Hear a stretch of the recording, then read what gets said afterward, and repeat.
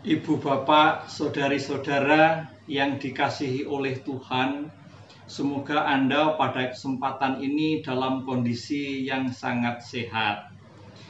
Pada saat ini kita bertemu secara virtual melakukan pendalaman kitab suci dalam acara Gokil, Go Kitab Suci Lingkungan.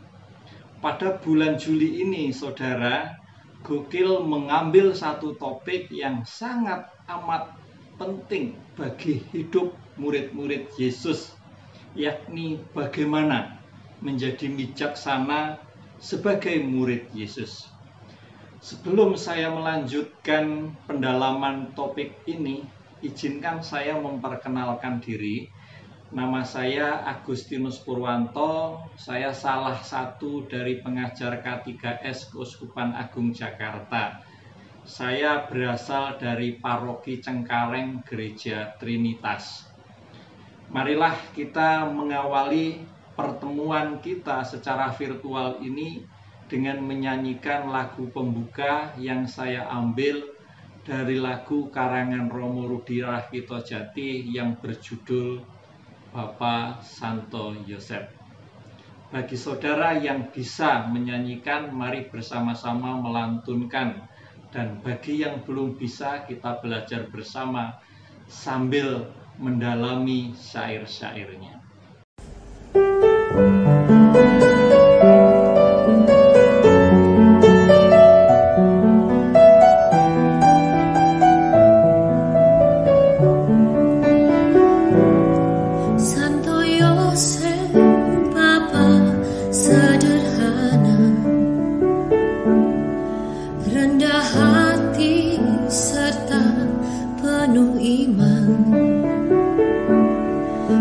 Jadi pilihan bagi rencana Allah. Santo Yosef, Bapa kita. Santo Yosef, ku kagum padamu, kasih setiamu luar biasa. Yesus dan Bunda Maria bahagia bersamamu. Santo Yosef, Bapa suci. Santo Yosef, ku rindu padamu. Aku bersyukur atas hadirmu. Jadilah Engkau selalu pelindung keluargaku. Santo Yosef, teladanku. Santo Yosef, andalanku.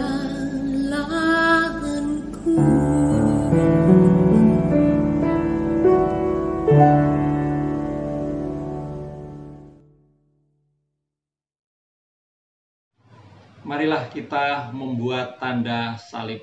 Dalam nama Bapa dan Putra dan Roh Kudus. Amin. Saudara, pertemuan pendalaman kitab suci pada kesempatan ini dengan satu topik bagaimana menjadi murid Yesus yang bijaksana. Menjadi bijaksana adalah yang tertinggi di dalam hidup manusia. Kebijaksanaan akan menuntun kita kepada kebenaran, kedamaian, dan sukacita. Kebijaksanaan itulah yang akan mampu membuat hidup manusia bahagia, sukacita, mampu bertahan di dalam setiap kesulitan dan tantangan. Kebijaksanaan itulah yang akan mampu membuat kita mencari jalan keluar jika kita menghadapi sebuah masalah. Karena itu, hal yang sangat penting ini akan diajarkan oleh Yesus melalui Injil Markus. Yesus sendiri akan mengajarkan kepada kita bagaimana kita bisa hidup sebagai murid Yesus yang bijaksana di tengah situasi hidup kita.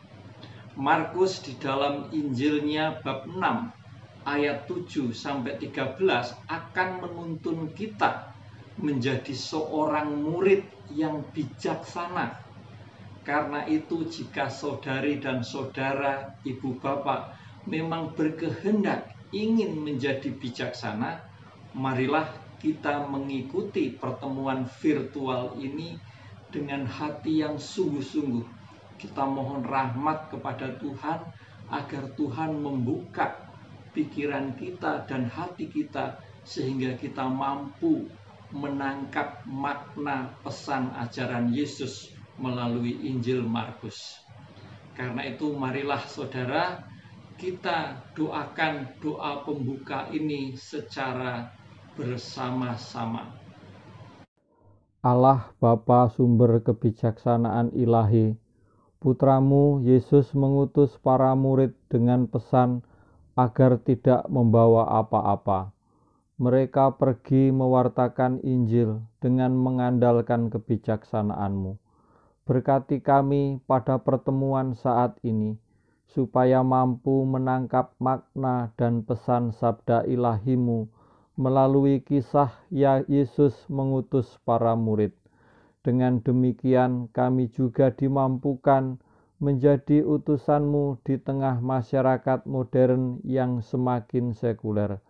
Demi Yesus Putra-Mu yang hidup dan berkuasa, kini dan sepanjang masa. Amin. Marilah kita sekarang mendengarkan, menyimak bacaan dari Injil Markus bab 6 ayat 7 sampai 13. Ia memanggil ke-12 murid itu dan mengutus mereka berdua-dua. Ia memberi mereka kuasa atas roh-roh jahat dan berpesan kepada mereka supaya jangan membawa apa-apa dalam perjalanan mereka, kecuali tongkat, roti pun jangan, bekal pun jangan, uang dalam ikat pinggang pun jangan. Boleh memakai alas kaki, tetapi jangan memakai 2 baju. Katanya selanjutnya kepada mereka, kalau di suatu tempat kamu sudah diterima dalam suatu rumah, tinggallah di situ sampai kamu berangkat dari tempat itu.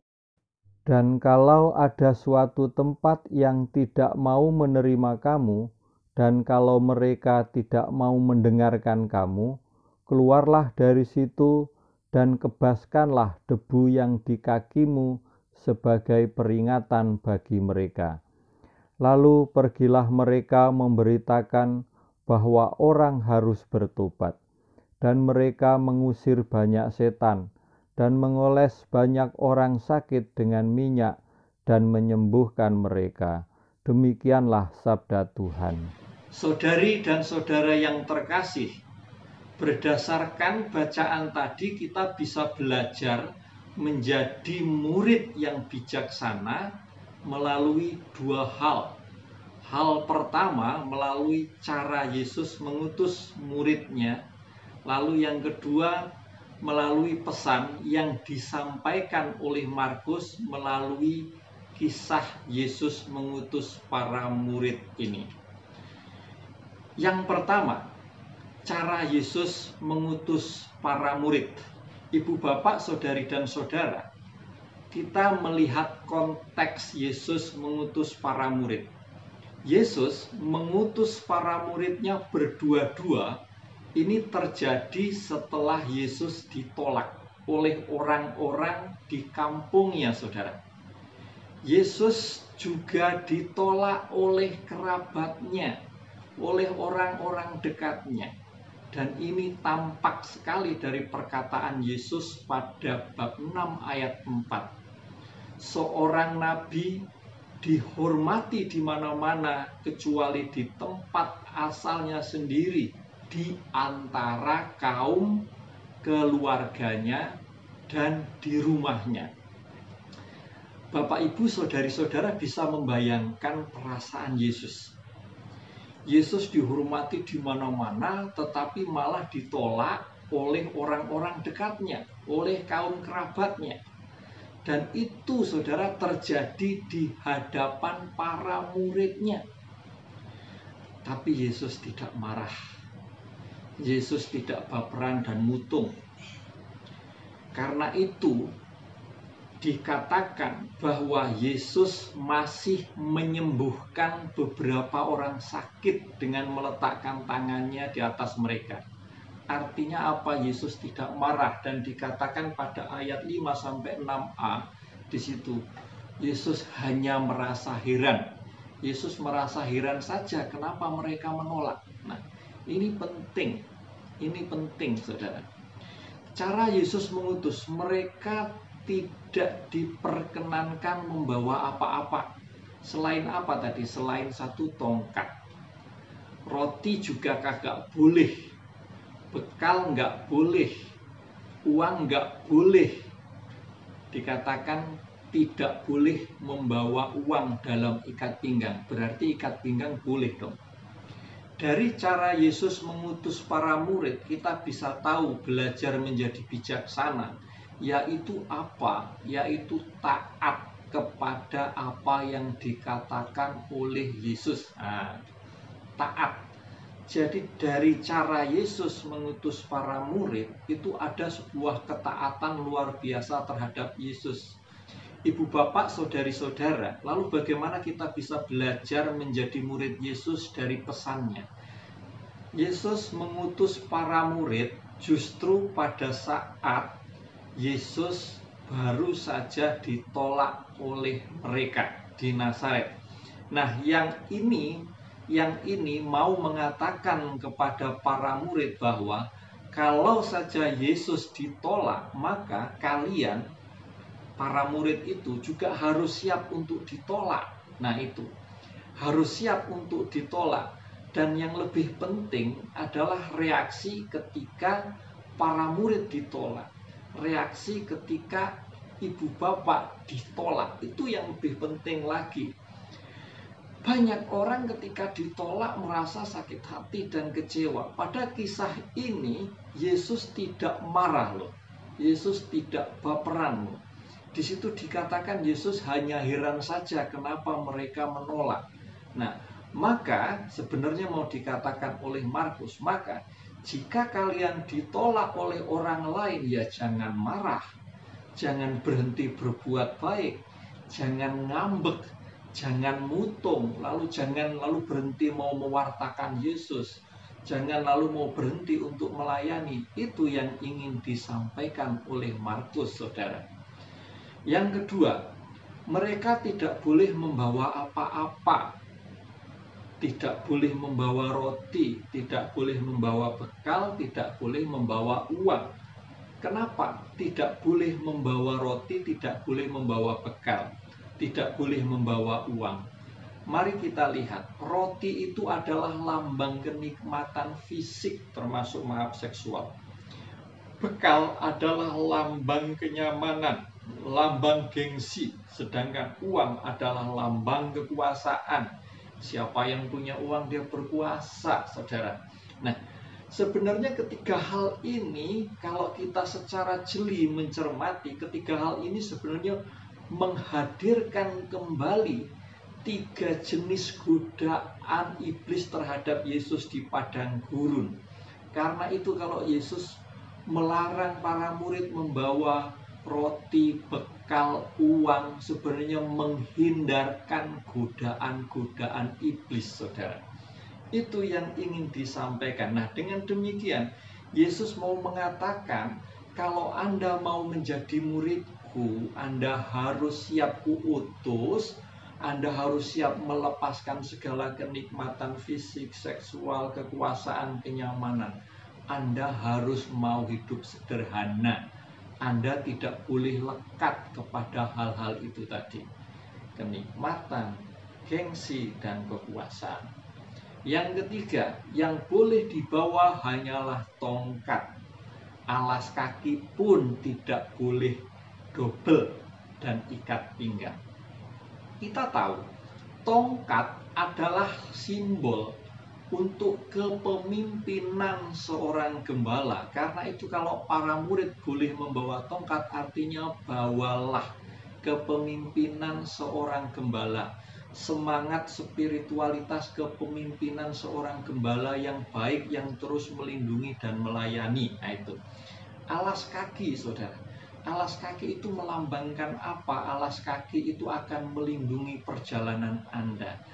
Maka boleh membawa alas kaki, mau ditegaskan perjalananmu itu akan dilindungi, tapi nggak boleh dua, karena yang melindungi kamu itu hanya satu, yaitu Tuhan.